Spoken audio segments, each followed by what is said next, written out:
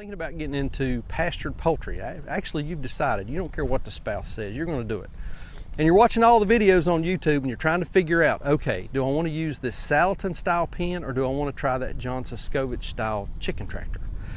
Well, today I want to talk about the numbers, what it's going to cost you to build them, how many chickens you can keep in them, the pros and the cons of the two different styles of pastured poultry housing. So hang out with us for a little bit. Let's go over all that and help you decide which one of these is going to be best for you on your farm or your homestead. Okay, so we're going to start with the Salatin style pen. And we built two of these last year, and we used them for a couple different batches of birds. We used them for a couple different things, so there's a little versatility there. So we went by the Polyface Designs book, and if you've not got this, I'll post a link in the description down below. You get them over on Amazon. This is the playbook. This is the materials list, how to build it, your cut sheets, everything is in here on how to do a lot of the different shelters and structures that Polyface uses on their farm. But the broiler shelter is the very first thing that's included in the book. This is the playbook. This is how you do it. So the only asterisk that I'm going to mark next to this is going to be on the roofing material. The book recommends a corrugated aluminum style roofing. I can't find that anywhere, just cannot find it. So we ended up going with a vinyl corrugated roofing material that is super lightweight. It doesn't weigh anything. So it's not like steel or tin or anything like that. It doesn't add any weight to the shelter, and that's the primary concern in the book, talking about the roofing material. So I think we're good. We should be good there. This is a 10-foot by 12-foot shelter. 1.6 square feet per bird is going to put you 75 birds in these shelters. So you can keep 75 birds in a Joel Salatin style pen. All right, let's talk about some of the pros on the style chicken tractor.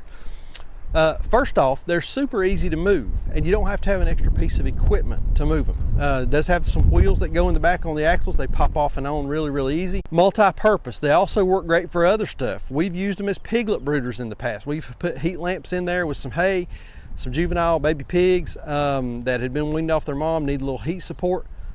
With the tarp over it, windbreak, man, they work fantastic for that kind of thing.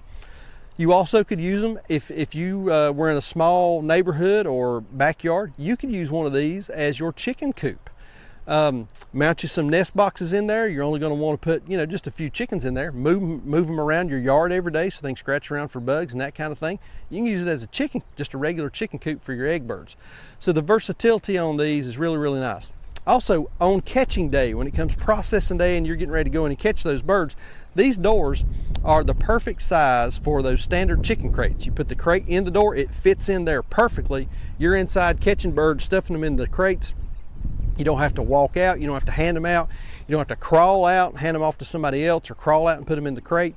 Everything's right there at you, super easy to get to. So there's a lot of versatility in the Suscovich style chicken tractor. Now, in John's book, he recommends 30 birds per tractor. If we use the same stocking density that Salatin uses in the Polyface design, you can get 37 in here. We typically will run 35. So based on John's stocking density, it's going to cost you about $12.90 per bird to build one of these for one batch. If you're using the Polyface stocking density, it's going to be about $10.50 or so to build one of these per bird for that first batch. Now, it is smaller, holds fewer amounts of birds, a little more expensive. But I know that's a con, but let's kind of compare and contrast the two different styles and talk about some of the pros, some of the cons that we found in our experience with using the Salatin pen and the Suscovich pen. All right, so let's talk about some of the pros for the Salatin style pen. First off, it's big. It's big, Andy.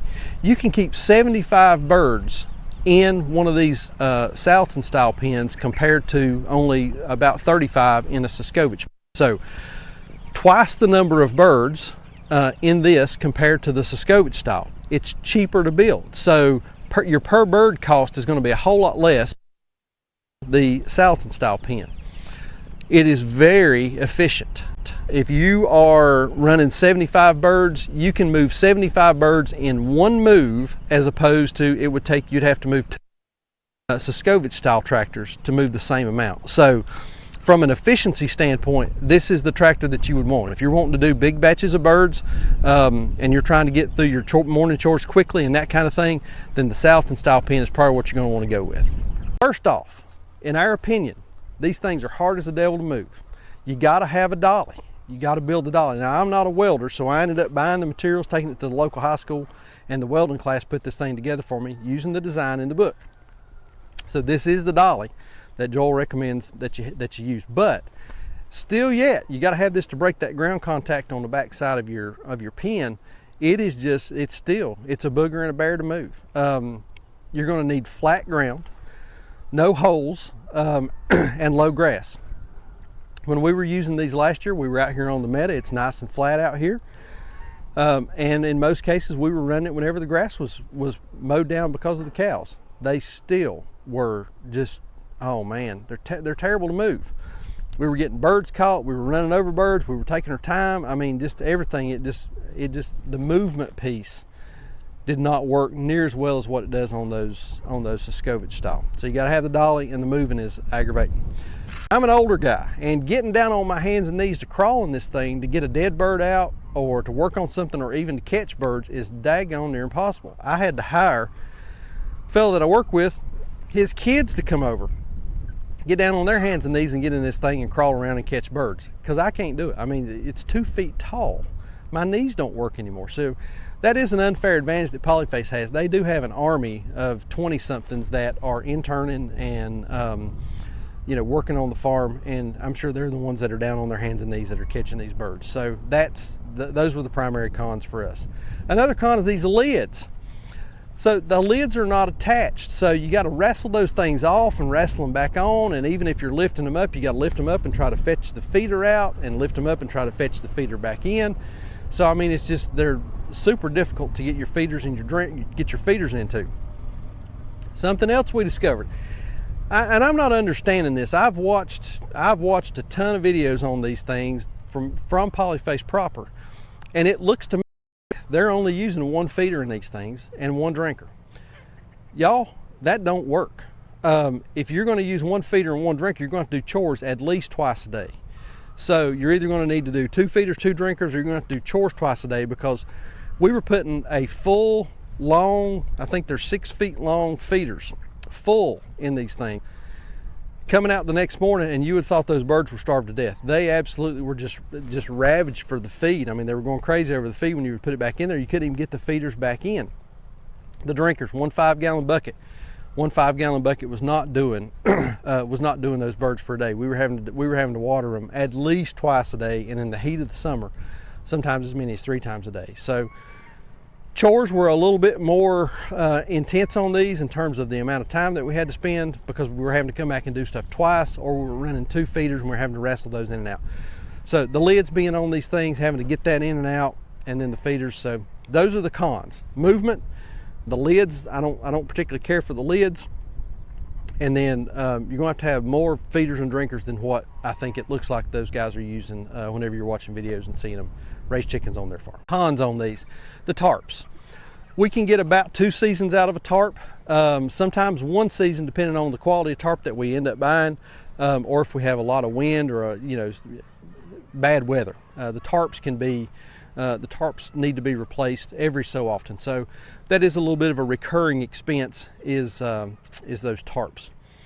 Second, and this is really the only other con that I can think of on these, they're small batch. 35 birds at a time, so you're going to have 2 of these for every 1 of your Salatins. Square footage is going to be about the same. These are 60 square feet, the Salatins are 120 square feet. So you're going to have twice the amount of tractors to be able to do the same amount of birds. So it's a small batch kind of deal. They're probably going to be the ones that we're going to continue to build on this farm as we need more chicken tractors. Okay, there's a little bit of an overview on the different styles of the chicken tractor, the Suscovich versus the Salatin style. The big recommendation that I would make to you is, if there's somebody in your town, your neighborhood, across the county, wherever it is, that is doing pastured poultry, that you can go get your hands on either one of these, whether it's a Suscovich or whether it's a Polyface design, go do that. Put your hands on them. Call them up. Hey, can I come help you do chicken chores one day and just get a little bit of experience with your shelter style, with the style shelter that you're using? Go do that. Get your hands on them. Get you some practice in before you invest your money in building either a Suscovich or a polyface. Try to get some experience with both of them. I think it's going to do you. I think it's going to do you well. I hope that we've been able to give you some advice today and share with you our experience on the different styles and what we like and what works for us. The nice thing about either one of these, whichever one you're going with, is you build one, you do a batch of birds, you like it, you sell those birds, you make a little money, you can build you another one and just keep rolling your cash back over. These are low cost, low barrier to entry if you're interested in getting started in pasture poultry. Cancel your Netflix subscription, dig your spare change out of your couch, skip Starbucks for a month, and you'll have enough money to build one of these, either one. So good way to get started, low barrier to entry, and I think you'll find that the chicken's a whole heck of a lot better too. So.